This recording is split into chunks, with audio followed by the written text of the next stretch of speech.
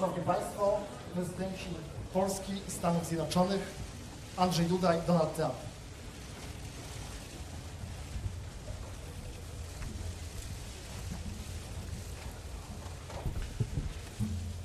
Prezydent Rzeczpospolitej Polskiej, pan Andrzej Duda. Ekscelencjo, wielce szanowny panie prezydencie, szanowni państwo, z wielką radością witam w Warszawie, witam w Polsce pana prezydenta Stanów Zjednoczonych Ameryki, pana Donalda Trumpa.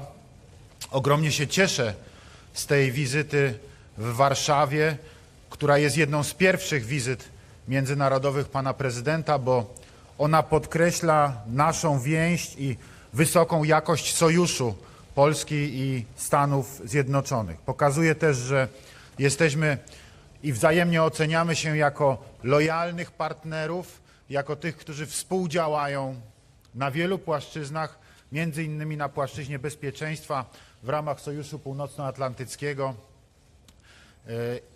NATO alliance.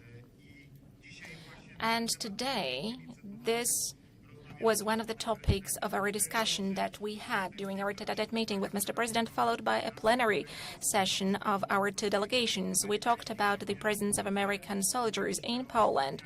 We talked about strengthening security of our part of Europe, including the eastern flank of NATO.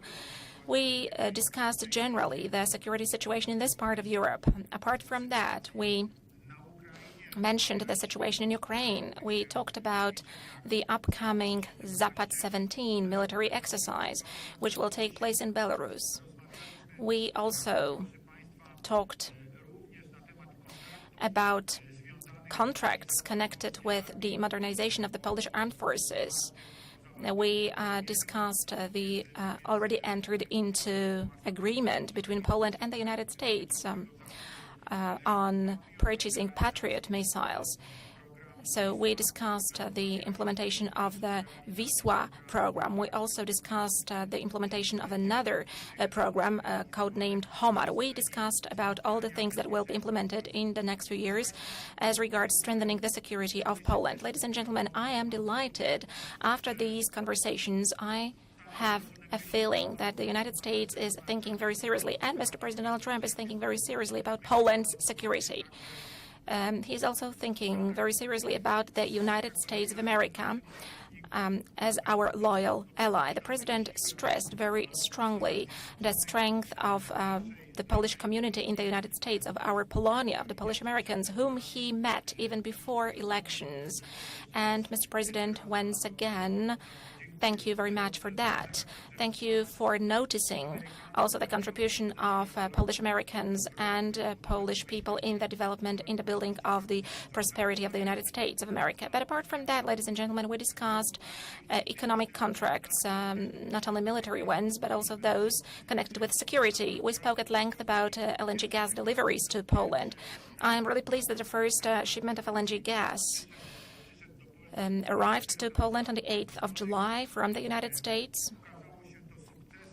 This has turned out hugely successful. There were no problems whatsoever. There were no barriers to ship that gas to our LNG terminal through the LNG terminal in Świnoujście. This opens up the path to more contracts.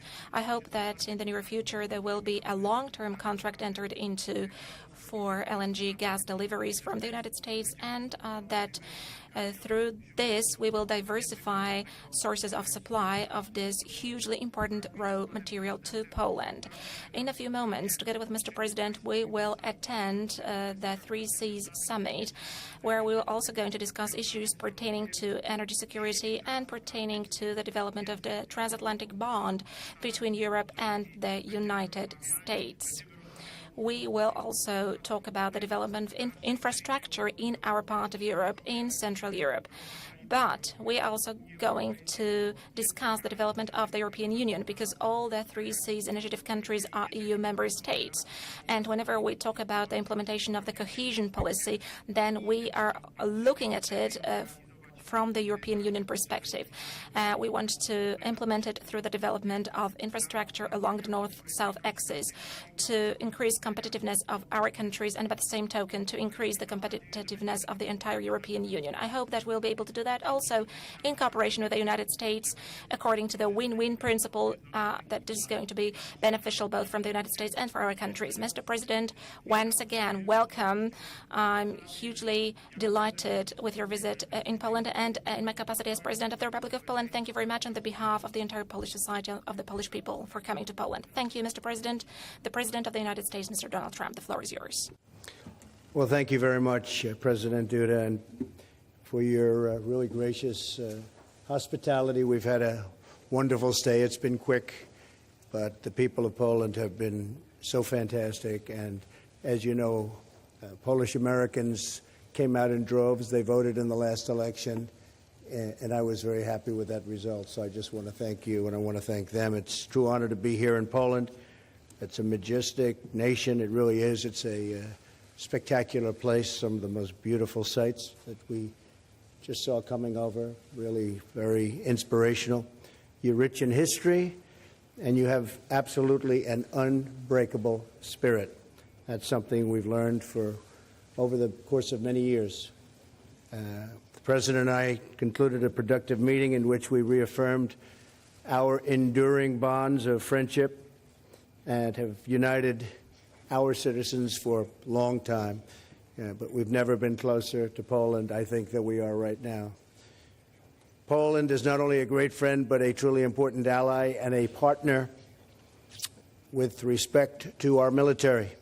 We've had great cooperations with Poland. We've fought shoulder to shoulder in many different encounters. Particularly grateful for the active role Poland has taken in helping to defeat ISIS, where we've made tremendous strides, tremendous gains, which you'll be hearing about over the next period of time, and other terrorist organizations. Poland's been right there with us by training Iraqi special forces and flying reconnaissance missions, and just about any time we requested, they were there.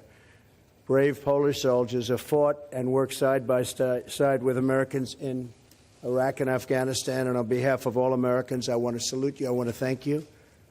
Very, very special people. I also want to thank the Polish people for their kindness to more than 5,000 American troops that are stationed in your country. Our strong alliance with Poland and NATO remains critical to deterring conflict and ensuring that war between great powers never again ravages Europe, and that the world will be a safer and better place. America is committed to maintaining peace and security in Central and Eastern Europe.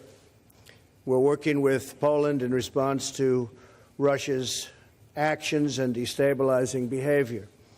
And we're grateful for the example Poland has set for every member of the NATO alliance by being one of the few nations that actually meets its financial obligations. As you know, I've been pretty hard on some of the members of NATO for not, and the money is pouring in, I can tell you. I was criticized, Mr. President, but I can also say that the people at NATO aren't criticizing me. They're very happy. The money has been pouring in the last year, far greater than it ever would have been. It is past time for all countries and all countries in the NATO alliance to get going and to get up to their obligations. But I can say that Poland has been right there, and you will even exceed that number, and I appreciate that very much, and so do a lot of other countries. During our meeting, I congratulated President Duda on Poland's recent election to the United Nations Security Council.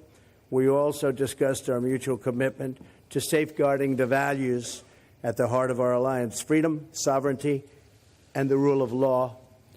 Poland joins the Security Council at a very critical time. It's a critical time, frankly, for the world, because you see what's going on. Not only must we secure our nations from the threat of terrorism, but we must also confront the threat from North Korea. And that's what it is. It's a threat. And we will confront it very strongly. President Duda and I call on all nations to confront this global threat and publicly demonstrate to North Korea that there are consequences for their very, very bad behavior. We also discussed the ongoing humanitarian catastrophe in Syria and the need to defeat ISIS and other terrorist groups where they control territory and populations.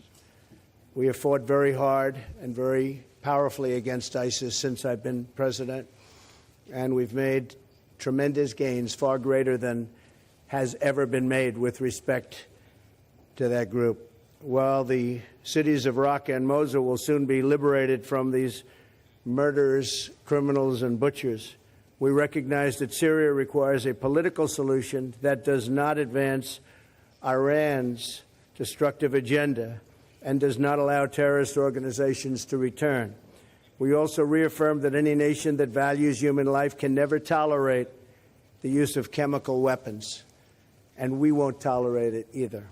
Finally, we agreed to work to expand commerce between our countries. We strongly support the 3 Cs initiative, and America stands ready to help Poland and other European nations diversify their energy supplies so that you can never be held hostage to a single supplier, or, as we sometimes call it, a monopoly. I'm pleased to report that the first shipment of American liquefied natural gas arrived in Poland last month, and there'll be many more coming. Maybe we can get your price up a little bit, but that's okay. He's a tough negotiator. We look forward to making the economic ties between the United States and Poland even stronger through trading relationships, and that is a balanced and reciprocal one. We want reciprocal trade relationships. We don't have too many of them. I said before that the United States has made some of the worst trade deals ever in history.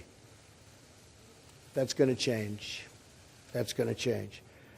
The friendship between our peoples dates all the way back to the American Revolution. It's a long time. I look forward to speaking more about these enduring bonds of faith and freedom when I address the entire Polish nation in just a little while. I hear we have a big crowd, Mr. President. It's going to be a big, I think they're showing up for you, not for me, right? We're going to have a big crowd. That's what the word is. So, President Duda, thank you again for welcoming Melania and myself to your beloved homeland. Together, we can make the partnership between our 2 nations stronger than ever before. Special people, special place, and it's an honor to be here. Thank you. Thank you very much. Dziękuję, panie prezydencie. Teraz mamy czas na 4... Thank you, Mr. President. Now we have time to take 4 questions, 2 from each side. Let us start with a guest from the United States. Is there any question from the U.S. side?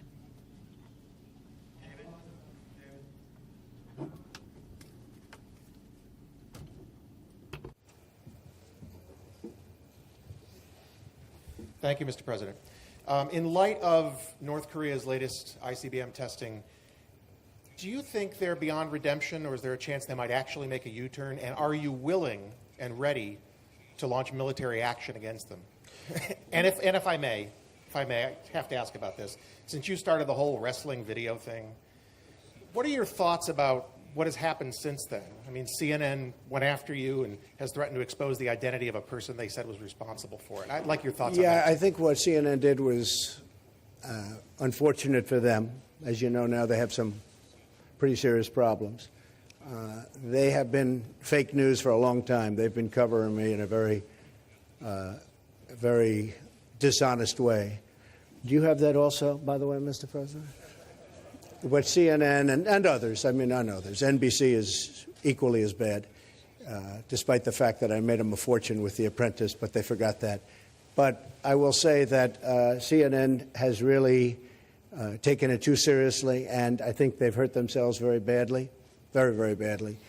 And what we want to see in the United States is honest, beautiful, free, but honest press. We want to see fair press. I think it's a very important thing. We don't want fake news. And by the way, not everybody is fake news. But we don't want fake news. Bad thing. Very bad for our country. As far as North Korea is concerned, I don't know. We'll see what happens. I don't like to talk about what I have planned. But I have some pretty severe things that we're thinking about. That doesn't mean we're going to do them. I don't draw red lines. President Obama drew a red line, and I was the one that made it look a little bit better than it was, but that could have been done a lot sooner, and you wouldn't have had the same situation that you have right now in Syria. That was a big mistake. But I think we'll just take a look at what happens over the coming weeks and months with respect to North Korea. It's a shame that they're behaving this way, but they are behaving in a very, very dangerous manner, and something will have to be done about it. Thank you. Thank you, David. And Mr. President, since we're speaking about press freedoms, your party has significantly clamped down on press freedoms in the last year and now appears to be weakening the power of the national courts as well. Do you think that people who live in other modern democracies, including some Americans, are wrong to criticize you for limiting which reporters can cover the parliament? Szanowny Panie, odpowiadając. So, to respond to your question, sir, media order is a very significant thing indeed. And when we look at the situation in the United States, when we look at the situation in Poland, in every case you can see a lot of pathologies. I can give you an example of one of Polish magazines which compared two TV channels of two different broadcasters. And as an example, one of those broadcasters did not report about my visit to Croatia, the visit of the President of the Republic of Poland to Croatia, a very important one, which was preparing the Three Seas Summit, because this broadcaster does not really like me as the President of Poland, so I'm permanently criticized by that broadcaster. But I believe this is just the reality. This is the right of the media. In Poland, we've got an absolute liberty and freedom of the media. Problems were there during previous governments. Also, when the former president was in office, when one of the magazines, the Wprost magazine, was visited by special services in order to take away recordings which were compromising for the politicians of the previous ruling party. So that was when the freedom was under threat. But now we have got absolute freedom of the media. We do respect the freedom of the media. We do take care of the interests of the Republic of Poland and of Polish people. Thank you, Mr. President. Now the question from the Polish side. The first question, Polish television. One question, please. Miłosz Kuczyk, I represent the Polish television. One question concerning energy, because both of you mentioned energy sector and the deliveries of LNG. So my first question goes to President Trump. In what time perspective do you think a permanent contract could be entered into to ensure LNG gas deliveries, American deliveries to Poland? And the question to President Duda. Could Poland become a certain hub for the transportation of American gas, a hub to Three Seas countries? Question. I think we can enter a contract for LNG within the next 15 minutes. Do you have anybody available to negotiate? It will take about 15 minutes. You know, we're becoming a great exporter of energy. Very soon we'll be a very great exporter of energy, and we've taken a lot of unnecessary regulations out of our process, and we are doing things that we haven't been able to do for a long time. So we're blessed with great land. We didn't even know it 15 years ago in terms of what was underneath our feet, and certainly we have found out through technology that we are truly blessed to have this incredible wealth under our feet. And we are going to be an exporter of energy. It's already happening, and anytime you're ready, we can do additional contracts. We've already done the one, but we can do many additional contracts. Szanowni Państwo, Ladies and gentlemen, I can give you the following answer. It is not the President of the United States and the President of Poland who are going to sign the long-term contract for LNG gas deliveries to Poland. But the contract will be signed by companies, by a Polish company and an American company, and this is how it will be proceeded. What is most important, however, the most important thing is that there is green light given by the U.S. government, by the U.S. administration, that there is an incentive given by Americans for us to buy gas from the United States. And on our side, on the Polish side, on the side of the Polish authorities, there is also this green light, and there is interest in this particular thing. So I count that after relevant negotiations, I know that those negotiations are already ongoing. I believe that after the conclusion of those negotiations, there will be a long-term contract for U.S. LNG deliveries to our LNG terminal in Świnoujście.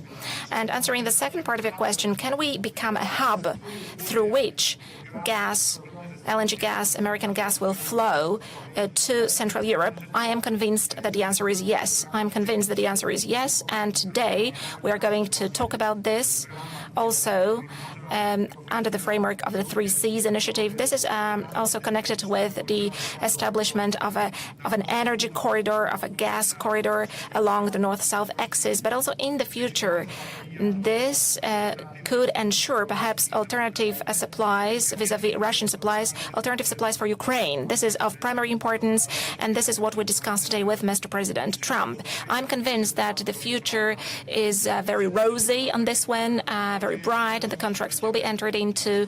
And of course, we on our part, according to the needs, are going to develop our capacities as regards the reception of the LNG gas from the US and from other directions.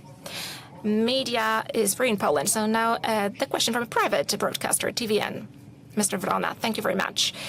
A question to both presidents. You mentioned military cooperation. I would like to find out from both of you, presidents, whether during your exchange, were there any concrete guarantees extended concerning the presence of American troops in Poland as long as there is threat from the Russian side?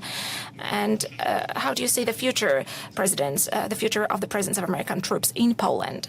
Well, we didn't discuss guarantees, and we weren't really in that position to discuss guarantees, but certainly we've been here for a long time. We have quite a few troops here, up to 5,000, and we will continue to do that, and we will continue to work with Poland, but we did not discuss guarantees, no.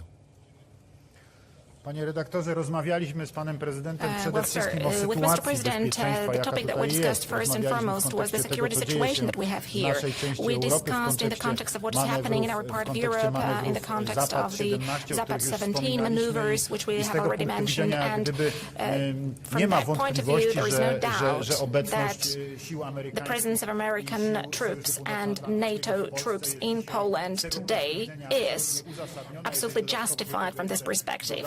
If we add to this the situation that we are seeing in Ukraine all the time, then it is absolutely clear. But we are going to discuss it further with Mr. President.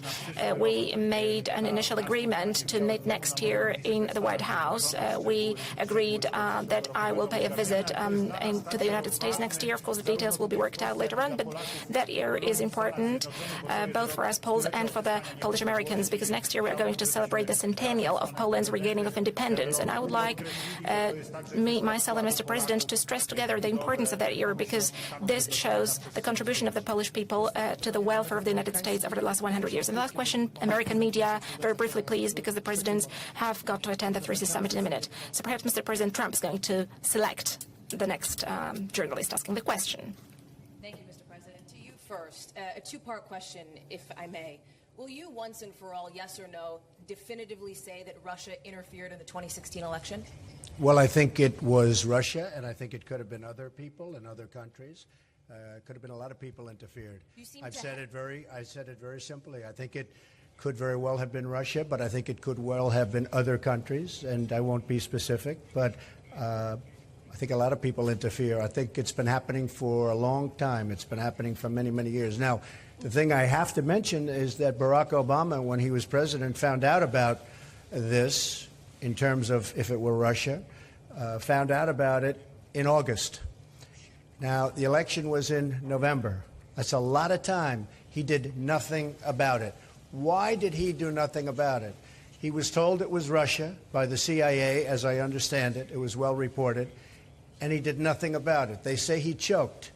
Well, I don't think he choked. I think what happened is he thought Hillary Clinton was going to win the election, and he said, let's not do anything about it. Had he thought the other way, he would have done something about it. So he was told in early August by presumably the CIA that Russia was trying to get involved or meddling pretty strongly with the election. He did nothing about it. The reason is he thought Hillary was going to win. And if he thought I was going to win, he would have done plenty about it. So that's the real question, is why did he do nothing from August all the way to November 8th? Why did he do nothing? His people said he choked. I don't think he choked. So the follow-ups for you on that, Mr. President, you again say you think it was Russia. Your intelligence agencies have been far more definitive. They say it was Russia. Why won't you agree with them and say it was? I'll tell you, let me just start off by saying, I heard it was 17 agencies. I said, boy, that's a lot. Do we even have that many intelligence agencies, right? Let's check it. And we did some very heavy research. It turned out to be 3 or 4. It wasn't 17. And many of your compatriots had to change their reporting, and they had to apologize, and they had to correct. Now, with that being said, mistakes have been made. I agree. I think it was Russia, but I think it was probably other people and or countries, and I see nothing wrong with that statement. Nobody really knows. Nobody really knows for sure. I remember when I was sitting back listening about Iraq, weapons of mass destruction, how everybody was 100% sure that Iraq had weapons of mass destruction. Guess what? That led to one big mess. They were wrong, and it led to a mess. So it was Russia, and I think it was probably others also, and that's been going on for a long period of time. But my big question is, why did Obama do nothing about it from August all the way to November 8th? He did nothing about it, and it wasn't because he choked. And before Dear I get lady, to it was two President Duda, questions. you talk Dear about lady, being angry at President two Obama, questions. Mr. President. Thank you very talk much. about having anger. Thank you very much. You must go. Very briefly follow up, Mr. Thank you President. very much. Why haven't you shown Dear that anger lady, toward Moscow? it was sir? 2 questions. Thank you very much. Can I ask a President Duda, Dziękuję please? panom prezydentom, dziękuję President Duda. członkom President, delegacji, thank dziękuję you państwu. to the members of the delegation. Thank you, ladies and gentlemen. Thank you, everybody, very much.